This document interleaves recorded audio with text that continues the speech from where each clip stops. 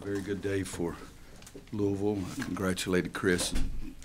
I really meant it. I thought his club really played really well. They hit us early. We didn't. They made their first 6 threes. Is that what it was? 6 of their first 9. Made their first 7 shots overall.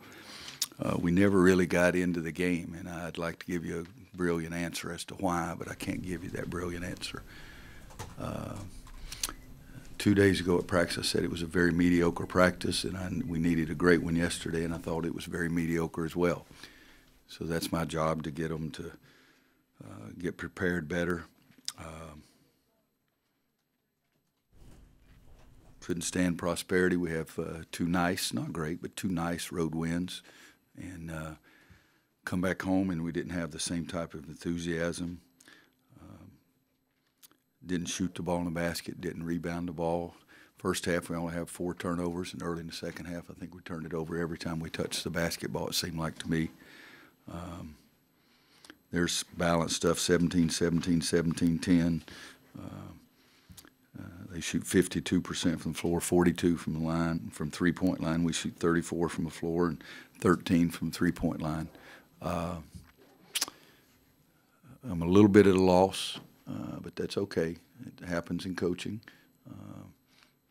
We have a wonderful group of kids that we got to prepare better. We got a head coach that's trying but not doing very well.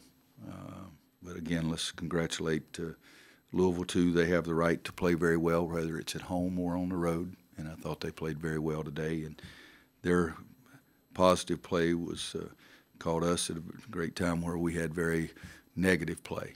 And but congratulate them, because we couldn't do anything to them.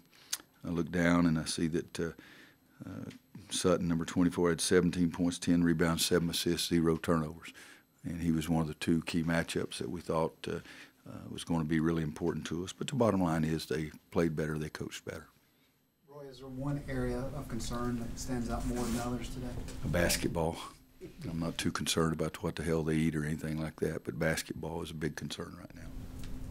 How much did their size, did you think coming into this game that their size would be that problem? You know, they're long, athletic guys, and that's a very good positive for them. There's no question about that. But I didn't think they'd dominate everything inside like that. You know, one way to stop the high-low pass is deny the ball at the top of the key. We never denied it to the top of the key the whole day and never put pressure on it. And asked too much of Huff. He got in. He gave us a little spurt there, but it's hard for him to handle the ball. And the first time he got it in the second half, he turns it over. But it's he tried to give us a little spurt in there to help us guard Enoch, and I hope that's the way to pronounce his name. But I thought he was a load for us, to say the least, and we try and see what we could find. You mentioned mediocre practices. At what point did you sense there was a carryover from those mediocre practices? First 3 minutes. I mean, we have 3 turnovers, and Kobe has 2 fouls and 2 turnovers, and I just happen to think he has a great chance to be a great player. And I told him whatever they did to prepare for this game to never do it again. That's what I said at halftime, because but it's my job too. It's my job to get them prepared to play, and I didn't think we were prepared to play. Didn't think we had the energy, the execution, the toughness, the sense of urgency. Sort of similar to the way I felt at the start of the Kentucky game, that they had much more pep in their step than we did. Roy, you think this is a team that has to shoot pretty well in order to win? I think that's we haven't shot, I'll use your terminology, we haven't shot past pretty well all freaking year. And we've won some games, but if you think that you can only win when you shoot the ball, then you're not very tough, and that really ticks me off.